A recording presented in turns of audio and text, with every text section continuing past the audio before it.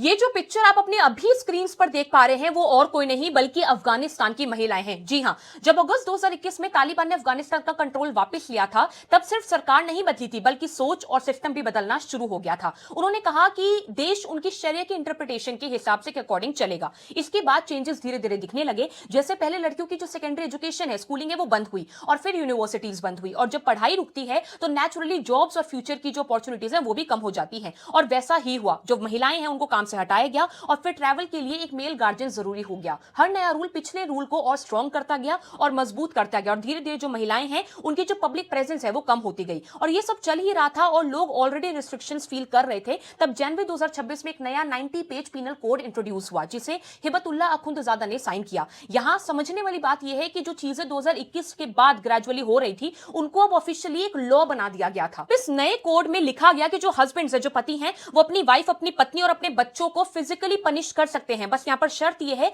कि broken bones या फिर ओपन वाउंड्स ना हो। यानी वॉयलेंस को कंप्लीटली मना नहीं किया गया है यहां पर, बल्कि एक लिमिट के अंदर अलाउ किया गया है और हस्बैंड्स को। और अगर सीरियस इंजरी हो भी जाए तो मैक्सिमम सजा सिर्फ और सिर्फ 15 दिन की जेल रखी गई है। इसका मतलब यह है कि जो लॉ जो हस्बैंड की तरफ है वो हस्बैंड की तरफ एक तरह से लीगल प्रोटेक्शन उनके लिए करा गया है।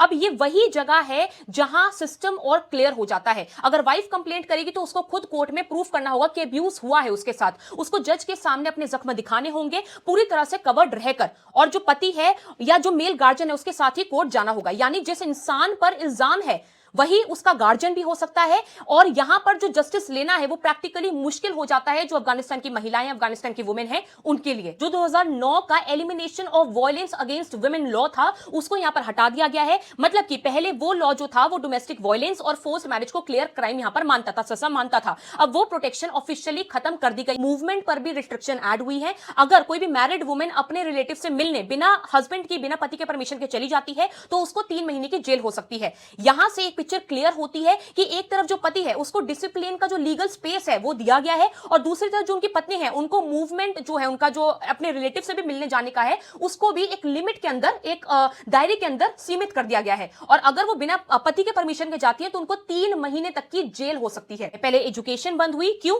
क्योंकि एजुकेशन इंडिपेंडेंस देती है। फिर जॉब्स बंद करी गई, क्यों? क्योंकि इनकम इंडिपेंडेंस देती है। और फिर ट्रैवल रिस्ट्रिक्शंस हुई, क्यों? क्योंकि जो मूवमेंट होती है वो फ्रीडम देती है। 2026 में जो नया पीनल कोड साइन हुआ बाय हिबतुल्ला अखुंदजादा तो वो सिर्फ एक लॉ नहीं था, वो एक मैसेज था। मैसेज ये था कि जो इनफॉर्मल कंट्रोल पहले चल रहा था अब वो फॉर्मल और लीगल तरीके से हो गया था। और ये पूरा प्रोसेस एक दिन में शुरू नहीं हुआ है। अगर आपको लग रहा है, ये धीरे धीरे बिल्ड हुआ है। पहले कंट्रोल था, फिर रिस्ट्रिक्शन थी, फिर कोडिफिकेशन था और अब वो एक स्ट्रक्चर्ड लीगल रियलिटी अफगानिस्तान में बन चुका है।